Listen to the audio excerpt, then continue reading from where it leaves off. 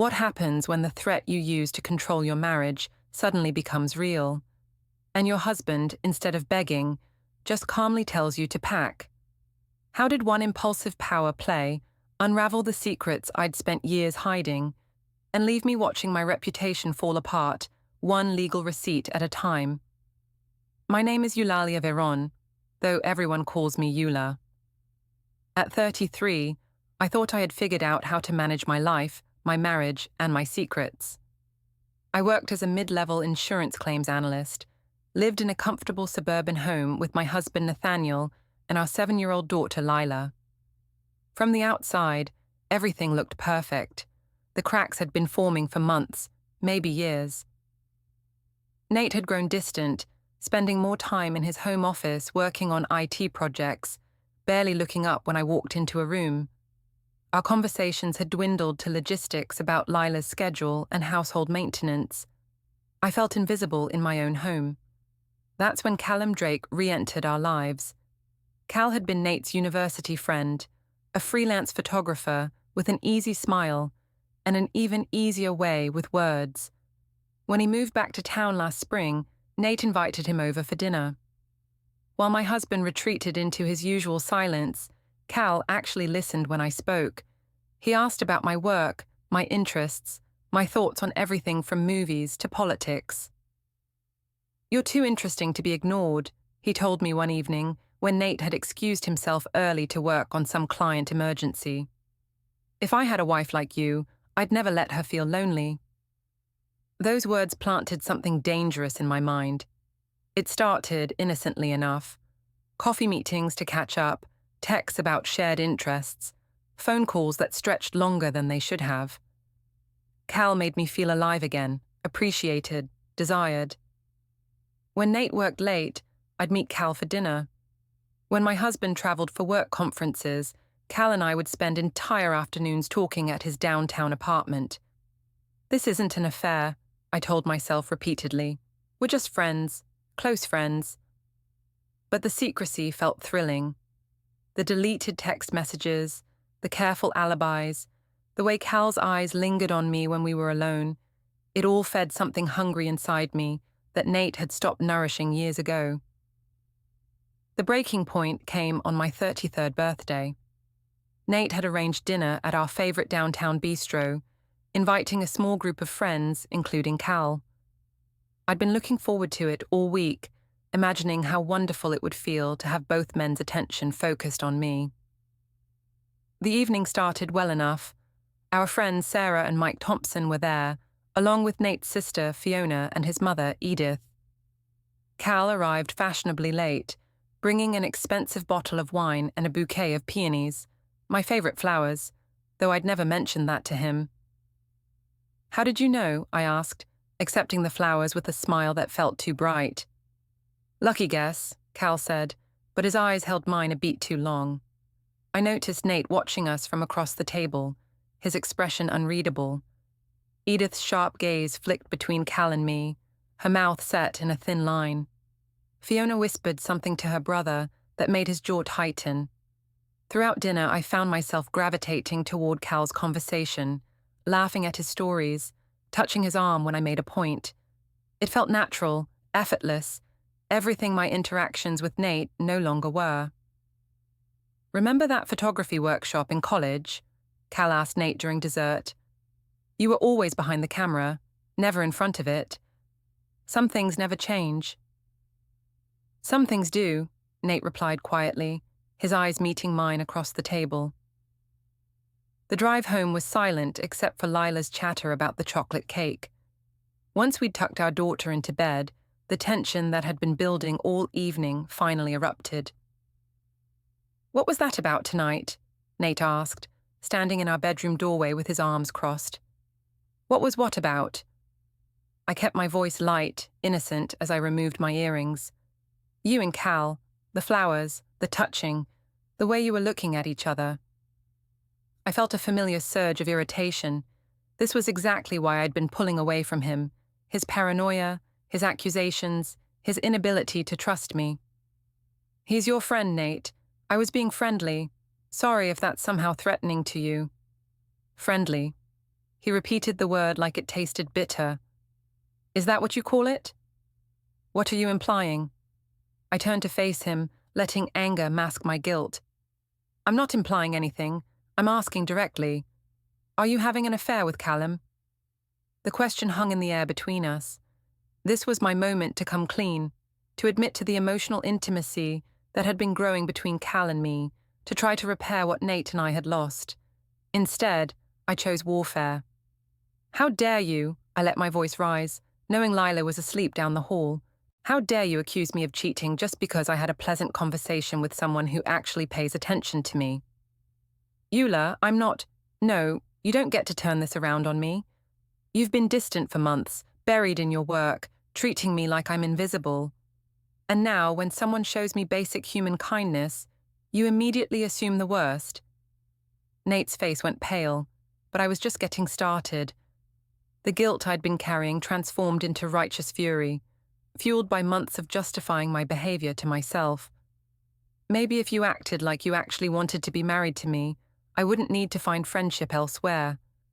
Maybe if you looked up from your computer once in a while, you'd see that your wife is dying of loneliness. I work to support our family, he said quietly. I thought you understood that. I understand that you've checked out of this marriage. I understand that you'd rather solve other people's problems than deal with your own wife's feelings. We stood there glaring at each other, years of accumulated resentment crackling between us. This was the moment I'd been unconsciously building toward for months, the moment where I would finally have the upper hand, where I would make him fight for me the way Cal did. You know what? I said, my voice deadly calm. Maybe we should just end this. Maybe I should pack my bags and leave, since you clearly don't appreciate what you have. I expected him to panic. I expected him to beg me not to go, to promise he'd change, to finally show me the passion I'd been craving. I expected the threat to shock him into becoming the husband I wanted. Instead, Nate looked at me for a long moment, his expression shifting from hurt to something I couldn't quite read. When he spoke, his voice was steady and quiet. Okay. The word hit me like a physical blow. Okay, I repeated, certain I'd misheard. If that's what you want, then okay. Pack your things. He turned and walked toward the door, pausing only to add, I'll sleep in the guest room tonight. You can figure out your arrangements tomorrow. I stood frozen in our bedroom, staring at the empty doorway. This wasn't how it was supposed to go. He was supposed to fight for me, not surrender immediately. He was supposed to realize what he was losing and beg me to stay. Instead, my husband had called my bluff with 2 simple words, and I suddenly realized I was holding a hand I had no idea how to play. I barely slept that night, lying in our bed alone, while Nate stayed in the guest room. Every creak of the house made me think he was coming back to apologize, to take back his casual dismissal of our marriage. But morning came with no reconciliation, no desperate plea for me to reconsider. Nate was already gone when I came downstairs, having left early for a client meeting according to the note on the kitchen counter. Lila sat at the breakfast table, pushing cereal around her bowl with unusual listlessness. Where's Daddy? She asked without looking up. He had to leave early for work, sweetheart. Are you and Daddy fighting? The question caught me off guard. What makes you ask that? You were loud last night, and Daddy looked sad at dinner. I knelt beside her chair, smoothing her dark hair. Sometimes grown-ups disagree, but it doesn't mean we don't love you. It was a non-answer, but Lila seemed to accept it. Still, she remained quiet during the drive to school, and I noticed she hugged me a little tighter than usual when I dropped her off. At work, I threw myself into insurance claims with unusual focus, trying to distract myself from the growing knot in my stomach. My colleague Janet noticed my distraction during our coffee break. You seem off today. Everything okay at home? Just tired, I deflected, but Janet's knowing look suggested she wasn't convinced. By lunch, I couldn't stand it anymore. I texted my sister Sabine. Need to talk. Can you meet for lunch? Sabine arrived at our usual cafe looking concerned. At 29, she was 4 years younger than me, but had always been my closest confidant. I'd been carefully editing my stories about Cal when I talked to her, framing our relationship as a harmless friendship that Nate was irrationally jealous of. "What's wrong?" she asked before I'd even sat down. I told her about the fight, about Nate's unexpected reaction to my threat. As I spoke, I found myself reshaping the narrative, emphasizing Nate's coldness and paranoia while minimizing my own role in our problems. "He just said okay." Sabine's eyes widened. "That's it. That's it. Like our 12-year marriage means nothing to him." "Maybe he's calling your bluff. Maybe he thinks you won't actually leave." "Maybe," I said, though something in Nate's calm acceptance had felt terrifyingly final. "What about Cal? I mean, if you did leave Nate..." "Cal and I are just friends," I said quickly. "This isn't about him." But even as I said it, I was already composing a text to Cal in my mind. I needed someone to validate my feelings, to tell me I wasn't crazy for feeling neglected and unappreciated. That afternoon, I met Cal at his apartment under the pretense of needing someone to talk to. His building was downtown, a converted warehouse with exposed brick and large windows, the kind of place that screamed artistic and sophisticated. "You look upset," he said, ushering me inside with a gentle hand on my back. I told him about the fight, carefully framing myself as the victim of Nate's emotional abandonment. Cal listened with the kind of focused attention that had drawn me to him in the first place, nodding sympathetically and making all the right supportive noises. "I'm not surprised," he said when I finished. "Nate was always emotionally closed off, even in college. You deserve someone who appreciates your warmth, your intelligence. I just don't understand how he could give up so easily." "Maybe he's been looking for an excuse to end things too. Maybe this is his way of avoiding the messy work of actually fixing your marriage." Cal's words felt like a balm to my wounded ego. Here was someone who understood me, who saw my worth even when my own husband didn't. "You know I care about you, right?" Cal said, moving closer on his couch. "Whatever happens with Nate, you're not alone." When he kissed me, I didn't pull away.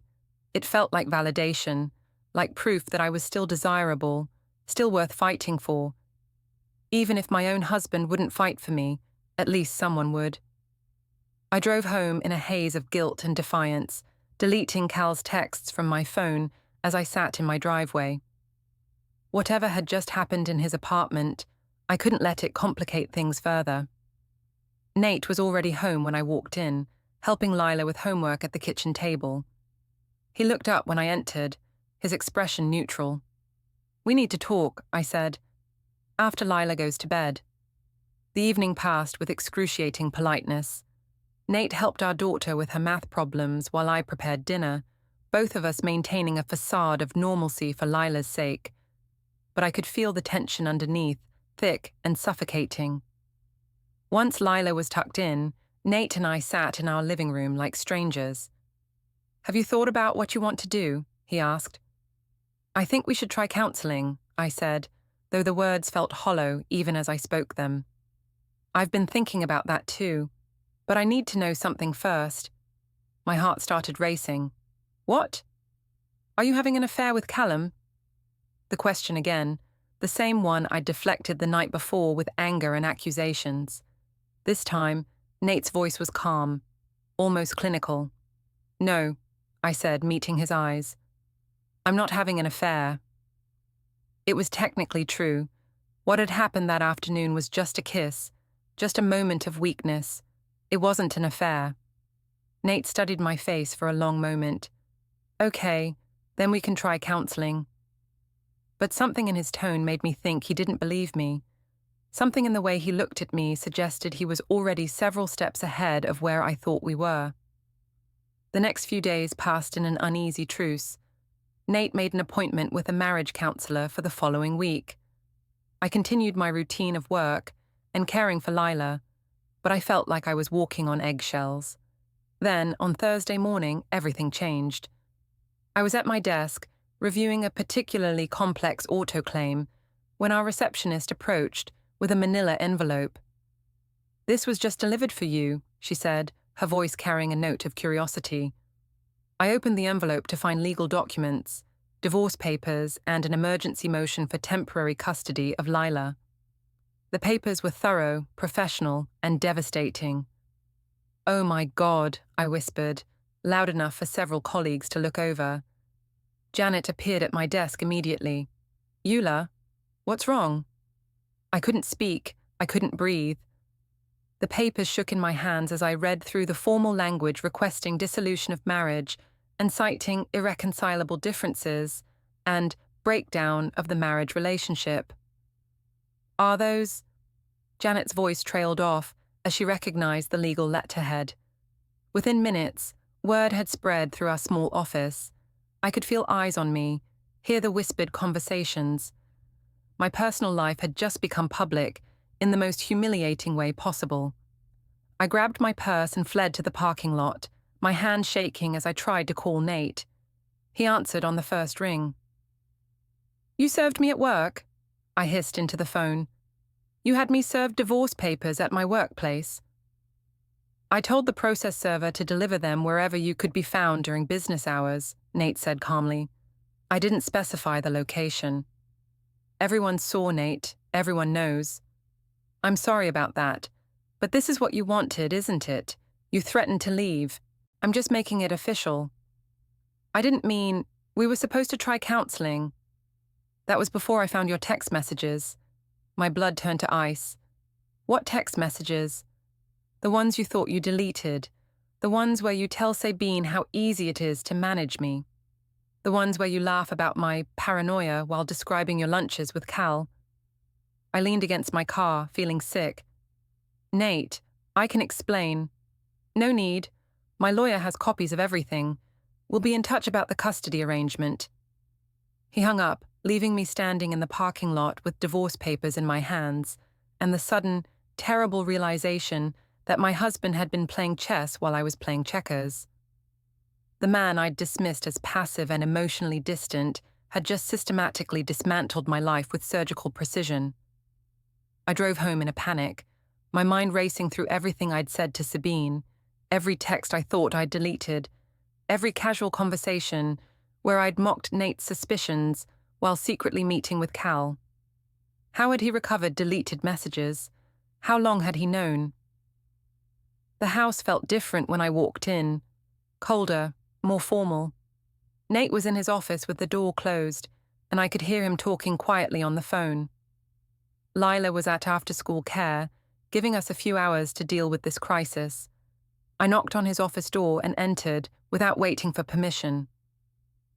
Nate was sitting at his desk with several manila folders spread in front of him, his laptop open to what looked like a legal document.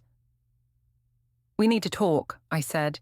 He gestured to the chair across from his desk as if I were a client rather than his wife. The formality of it made my skin crawl. "How did you get my text messages?" I demanded. "I'm the IT specialist in this family, Eula. Did you really think deleting messages from your phone made them disappear forever? You spied on me. I investigated suspicious behavior. There's a difference." He opened one of the folders and pulled out a stack of printed text messages. My stomach dropped as I recognized my own words, conversations with Sabine, where I'd been far more honest about my feelings for Cal than I'd ever been with myself. He's so paranoid about Cal, but honestly, it's almost funny how easy he is to manage. Nate read aloud. "I just have to act hurt and he backs down immediately." Hearing my own words read back to me was mortifying. They sounded so much worse than they had in my head. "That was just venting," I protested. "I was frustrated. Cal makes me feel alive again. I know it's wrong, but I can't help myself. Nate would die if he knew how close we've gotten." Each text hit like a physical blow. I remembered writing them, remembered the thrill of sharing my secret with Sabine, but I hadn't considered how they would sound to Nate. "And this one," he continued, his voice still terrifyingly calm. "Met Cal for lunch again today. Had to lie about working late, but it's worth it to feel appreciated for a few hours." "Nate, please. I have 3 months' worth of these, Eula. 3 months of you documenting your affair while gaslighting me for being paranoid." "It's not an affair. We're just friends." He pulled out another folder, this one containing bank statements and credit card records. Yellow highlighter marked dozens of charges I recognized: lunches at the cafe near Cal's apartment, rideshare trips to his building, even the expensive lingerie I'd bought last month, claiming it was for myself. "Your credit card shows 17 visits to restaurants within 2 blocks of Callum's apartment in the past 6 weeks," Nate said, consulting the papers like a prosecutor presenting evidence. "Your work schedule shows you were supposedly in the office during 14 of those visits." I felt trapped, cornered by my own digital footprints. "I can explain all of this." "I'm sure you can. You're very creative with explanations." The coldness in his voice was worse than anger would have been. This wasn't the hurt, confused husband I'd expected to deal with. This was a stranger who had methodically documented my betrayal and was now calmly dismantling my life. "What about Lila?" I asked, grasping for any leverage I could find. "You can't just take her away from me." "I'm not taking her away. I'm providing her with a stable home environment while her mother figures out what she wants." "I want my family back." "No, you don't." He closed the folders and looked at me directly for the first time since I'd entered the room. "You want the security of marriage with the excitement of an affair. You want me to be the reliable provider while Cal makes you feel special. You want to have your cake and eat it too." His words cut deep because they were true. That was exactly what I'd wanted, the best of both worlds without having to choose. "People make mistakes, Nate. We can work through this." This wasn't a mistake. This was a choice you made repeatedly for months. And when I started getting suspicious, instead of coming clean, you made me doubt my own perceptions. You called me paranoid and controlling, and made me feel guilty for trusting my instincts. I was scared. You were manipulative. He stood up, signaling the end of our conversation. "I've arranged for you to stay at the Marriott downtown for the next 2 weeks while we sort out temporary arrangements. Your things are packed." I looked around his office, our office, and noticed for the first time that my desk had been cleared out. The framed photo of Lila and me was gone, along with my collection of coffee mugs and the small succulent plant I'd been nurturing for 2 years. "You can't just kick me out of my own house." "Actually, I can. The mortgage is in my name only, and I have documented evidence of adultery. My lawyer says I'm well within my rights to request that you find alternative housing during the divorce proceedings." "I'll fight this. I'll get my own lawyer." "You should. You'll need one." I wanted to scream, to throw something, to make him react with emotion instead of this clinical detachment. But something in his posture warned me that any outburst would only provide more ammunition for his case. "When do I see Lila?" "Supervised visits twice a week until we can establish a more permanent arrangement." "Supervised? Nate, she's my daughter." "She's our daughter, and right now, I'm the parent who hasn't been lying for months." The truth of that statement hit me harder than any accusation. I had been lying, to him, to myself, to everyone. I'd been living a double life so completely that I'd lost track of what was real. I left his office feeling like I'd been hit by a truck. My suitcases were waiting by the front door, neatly packed with my clothes and personal items. Even this had been handled with cold efficiency. As I loaded my car, I called Sabine, desperate for someone to validate my side of the story. "He's being completely unreasonable," I told her as I drove toward the hotel. "He's trying to destroy me instead of working on our marriage." But Sabine's response wasn't what I expected. "Eula, I have to ask, how much of what you told me about Cal was true?" "What do you mean?"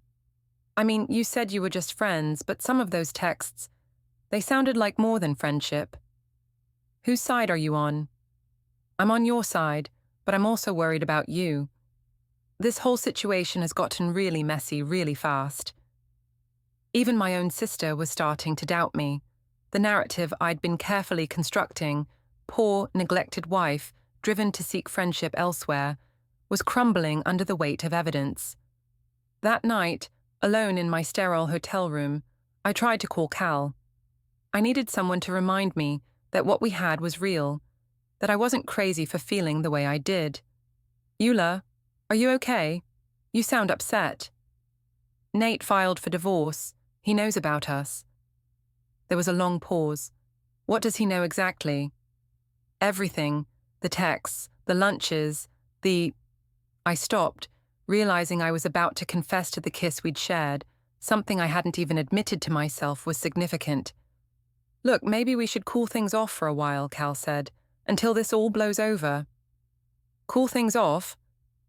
I couldn't believe what I was hearing. "Cal, I just lost my family. I need you now more than ever." "I know, and I care about you, but I can't get dragged into a messy divorce. I have to think about my business, my reputation." The man who had spent months telling me I deserved better, who had made me feel special and appreciated, was now abandoning me the moment things got complicated. "So that's it? You're just going to disappear?" "I'm not disappearing. I just think we need some space while you sort things out with Nate."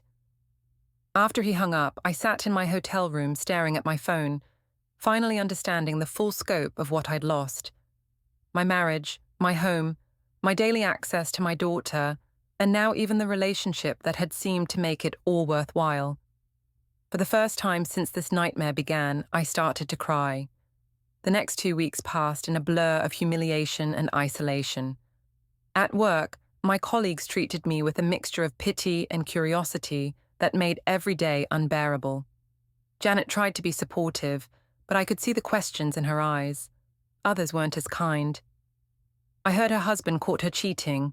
I overheard someone whisper in the break room, with his best friend no less. The story was growing and changing with each retelling, becoming more scandalous and less accurate. I wanted to defend myself, to explain that it wasn't what people thought, but how could I, when I wasn't even sure what the truth was anymore? My supervised visits with Lila were the worst part. We met at a family center downtown, with a court-appointed supervisor watching our every interaction. Lila seemed confused by the formal setting, asking repeatedly when she could come home with me. "Soon, sweetheart," I told her, though I had no idea if that was true. "Daddy says you're staying at a hotel. Are you on vacation?" "Something like that." I tried to make our visits fun, bringing games and books, but the artificial environment made everything feel forced. Lila picked up on the tension, becoming clingy and tearful when our time was up. "Why can't I come with you, Mummy?" "It's complicated, baby, but I love you so much and we'll figure it out soon." Watching her leave with the supervisor each time broke my heart a little more. This wasn't what I'd wanted when I'd threatened to leave. I'd wanted Nate to fight for me, not to systematically remove me from our daughter's life. The worst humiliation came during what should have been a routine Sunday lunch at Nate's mother's house. Edith had been hosting these family gatherings for years, and I'd assumed they would continue despite our separation. I was wrong. I arrived at Edith's house at the usual time, bringing the dessert I always contributed, only to find Nate's car already in the driveway along with Fiona's. Through the front window, I could see them all sitting around the dining table. Nate, his mother, his sister, and Lila. They looked like a complete family without me. I knocked on the door, and Edith answered with an expression I'd never seen before, cold, almost hostile. "Eulalia, what are you doing here?" "It's Sunday lunch," I said, confused. "I brought tiramisu." "I think there's been a misunderstanding. These family lunches are for family members who respect this family." The words hit like a slap. "Edith, I know things are complicated right now, but I'm still Lila's mother. I'm still part of this family." "Are you?" She stepped onto the porch, closing the door behind her. "Because from what I understand, you've been very busy building a different kind of family with Nathaniel's friend. It's not what you think. What I think is that you've humiliated my son and traumatized my granddaughter with your selfish behavior. What I think is that you've forfeited your right to sit at my table and pretend everything is normal." I could see Lila's face in the window, watching our conversation with wide, worried eyes. The sight of her made me desperate. "Please, Edith, I made mistakes, but I'm trying to fix them. Don't punish Lila because of my problems with Nate. Lila is here every Sunday now. She has a stable home with her father, and she's starting to heal from the chaos you created. I won't have that disrupted by your presence. You can't keep me from seeing my daughter. I'm not keeping you from anything. You have your court-ordered visits twice a week. This is my home, and you're not welcome here. She went back inside, leaving me standing on the porch with a container of tiramisu and the devastating realization that I'd lost more than just my marriage. I'd lost an entire family network that had taken years to build. As I drove away, I called Sabine, desperate for someone to take my side. She can't just ban me from family events, I said, my voice shaking with anger and hurt. Eula, maybe you should focus on rebuilding your relationship with Nate instead of fighting with his mother. I can't rebuild anything if everyone's already decided I'm the villain. Aren't you, though? At least partially? The question stopped me cold. What? I've been thinking about everything you've told me, and I have to ask, did you sleep with Cal? Why does everyone keep asking me that? Because you keep not answering, which is an answer in itself. I pulled over to the side of the road, my hand shaking. We kissed. Once. That's all. When? The day Nate served me with papers. I was upset, and Cal was comforting me, and it just happened. So you've been lying to me too. I wasn't lying. It was complicated. No, Eula, it really wasn't. You were married. You kissed another man. That's called cheating. Even my sister was turning against me. The one person who had always been in my corner was now questioning my version of events. That evening, alone in my hotel room, I made a decision that would prove to be my biggest mistake yet. I called Cal, hoping to convince him to support me publicly, to help me salvage what was left of my reputation. I need you to tell people the truth about us, I said when he answered. Everyone thinks we were having some torrid affair, but you know it wasn't like that. Eula, I told you I can't get involved in this. You're already involved. Your silence is making me look guilty. Maybe you should talk to a lawyer instead of calling me. I did talk to a lawyer. She says Nate's case is really strong because he has all this circumstantial evidence that makes our friendship look inappropriate. Our friendship was inappropriate. The admission hung in the air between us. Finally, someone had said what we'd both been dancing around for months. So you admit it? I admit that I encouraged something I shouldn't have. I admit that I enjoyed the attention from a married woman. I admit that I probably crossed some lines. But we didn't have an affair, didn't we? Maybe not physically, but emotionally. Eula, you were more intimate with me than you were with your husband. You shared things with me that you should have been sharing with him. You lied to him so you could spend time with me. What do you call that? I hung up, unable to face the truth he was forcing me to confront, but his words echoed in my head all night, making sleep impossible. The next morning brought a new humiliation. I arrived at work to find my boss, Mr. Patterson, waiting at my desk with an uncomfortable expression. Eula, we need to talk. In his office, he explained that several clients had called to request different claims adjusters after hearing about my personal situation. The company couldn't afford to lose business over employee drama. I'm not firing you, he said carefully, but I am moving you to a different department. You'll be handling paperwork review instead of client contact. It was a demotion disguised as a lateral move, and we both knew it. My personal life had now officially destroyed my professional reputation as well. That afternoon, I received a call from Nate's lawyer requesting a meeting to discuss settlement terms. The message was clear. This train was moving forward, whether I was ready or not.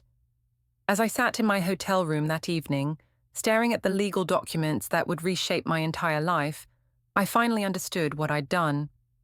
I'd traded a stable, if imperfect marriage for the thrill of feeling desired. I'd risked my daughter's security for the validation of a man who disappeared the moment things got difficult. And now I was facing the consequences of choices I'd convinced myself were justified at the time. The law office of Thornton and Associates occupied the top floor of a downtown high-rise, all glass and steel, with a view that probably cost more than my annual salary. I sat in the waiting area, my hands clammy with nervous sweat, watching the city spread out below me like a judgment. My own lawyer, Patricia Hendricks, had been honest about my prospects during our consultation the previous week. "Your husband has built a very strong case," she'd said, reviewing the evidence Nate's legal team had provided. The documented deception, the financial records, the text messages, it paints a picture of systematic betrayal. "But I never actually had sex with Cal," I'd protested. "That may not matter. Emotional affairs can be just as damaging to a marriage, and the court will consider the impact on your daughter." Now, sitting across from Nate's lawyer, Marcus Thornton, I felt like a defendant at my own trial. Nate sat beside his attorney, looking calm and professional in a navy suit I'd helped him pick out for job interviews years ago. The irony wasn't lost on me. To my horror, Edith and Fiona were also present, sitting in chairs along the wall like witnesses at a hearing. Their presence felt like a deliberate humiliation, a reminder that I'd lost not just my husband but his entire family. "Let's begin," Mr. Thornton said, opening a thick file folder. "Mrs. Veyron, my client is prepared to offer what we believe is a fair settlement given the circumstances." He slid a document across the table. As I read through the terms, my stomach sank further with each line. Primary custody to Nate, with me getting alternate weekends and one evening per week. The house would remain his, along with most of our joint assets.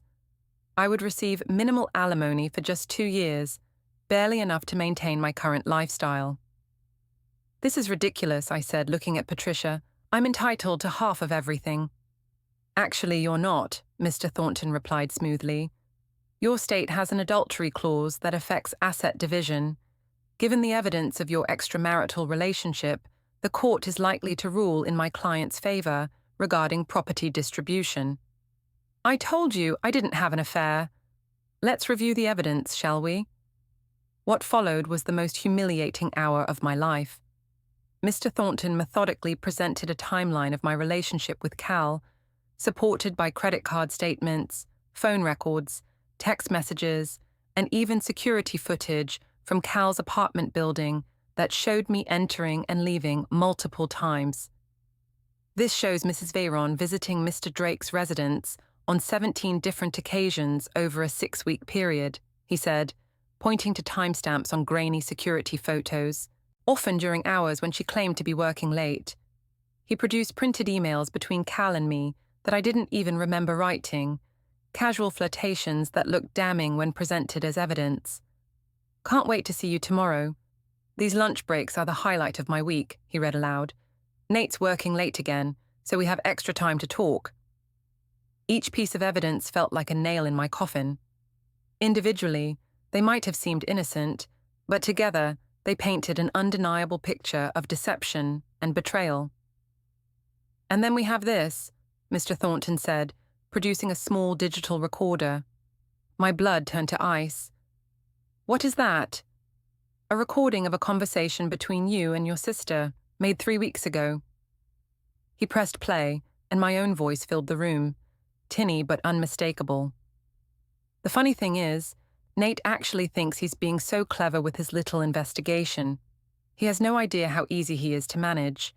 I just have to cry a little and act hurt, and he backs down immediately. It's almost too easy." Sabine's voice responded, "Don't you feel bad lying to him? He's forcing me to lie by being so paranoid and controlling. If he just trusted me, I wouldn't have to sneak around. Besides, it's not like Cal and I are actually doing anything wrong. We're just friends who understand each other." "But you have feelings for him." "Of course I do. Cal actually listens to me, actually makes me feel appreciated. When was the last time Nate made me feel special? I can't even remember." Hearing my own words played back in that sterile conference room was devastating. I sounded callous, manipulative, completely lacking in self-awareness or empathy for my husband's feelings. "How did you get that recording?" I whispered. "Your sister provided it," Mr. Thornton said simply. I turned to stare at Patricia, who looked as surprised as I felt. "Sabine gave them that recording." "Mrs. LaRoque contacted us last week," Mr. Thornton continued. "She felt it was important for the court to understand the full scope of the situation. My own sister had betrayed me. The one person I thought was still in my corner had decided I was beyond defending." "There's more," Mr. Thornton said, pulling out another document. "We also have a statement from Mr. Drake himself." The room started spinning. "Cal gave you a statement?" "He was very cooperative once we explained that he could be called as a witness in the divorce proceedings. He confirmed that you had an inappropriate emotional relationship that crossed boundaries. He also admitted to kissing you on at least one occasion." "He threw me under the bus," I said, more to myself than anyone else. "He told the truth." Nate spoke for the first time since we'd entered the room. His voice was steady, but I could see the pain in his eyes. "Something you still seem incapable of doing." "I never meant for any of this to happen," I said, looking directly at him. "I was lonely, and I made stupid choices, but I never stopped loving you." "You had a funny way of showing it." Mr. Thornton cleared his throat. "Given this evidence, I think you'll find that my client's settlement offer is quite generous. The alternative is to go to trial, where all of this will become public record." The threat was clear. Take the deal, or have my humiliation broadcast for the entire city to see. "I need to think about this," I said. "You have 48 hours, Mr. Thornton replied. "After that, we proceed with litigation." As we filed out of the conference room, Edith stopped beside my chair. "I hope you're proud of yourself," she said quietly. "You've destroyed a good man and traumatized an innocent child for what? A few months of feeling special? You don't understand." "I understand perfectly. I understand that you're a selfish woman who put her own desires ahead of her family's well-being. I understand that my son and granddaughter are better off without you." Her words cut deeper than any legal document could. This woman had welcomed me into her family, had treated me like a daughter for over a decade, and now she looked at me with complete disgust. That evening, I sat in my hotel room with the settlement papers spread across the bed, trying to figure out how my life had collapsed so completely. 6 months ago, I'd been a suburban wife and mother with a stable job and a comfortable life. Now I was facing divorce, professional humiliation, and the loss of my daughter. My phone rang. It was my mother, calling from Phoenix, where she'd retired last year. "Eulalia, Sabine told me what's happening. I'm flying out tomorrow." "Mom, you don't need to—" "Of course I do. My daughter is going through a divorce. I should be there." But when she arrived the next day, even my mother's support felt conditional. Over dinner at the hotel restaurant, she kept asking questions I couldn't answer satisfactorily. "I just don't understand how it got this bad," she said, picking at her salad. "You and Nate seemed so happy." "We were happy once. But people change. Relationships change." "But cheating, Eulalia. I raised you better than that." "I didn't cheat. Not really. It was just complicated." My mother looked at me with the same disappointed expression I'd been seeing everywhere lately. Even she didn't believe my version of events anymore. That night, I called Patricia to accept the settlement. I didn't have the strength to fight anymore, and the evidence against me was overwhelming. At least this way, I could maintain some shred of dignity. "I think you're making the right choice," Patricia said. "A trial would only make things worse." As I signed the papers the next morning, I couldn't help but think about the threat I'd made that started this whole nightmare. I'd told Nate I would leave, expecting him to beg me to stay. Instead, he'd called my bluff so thoroughly that I'd lost everything I'd been threatening to give up.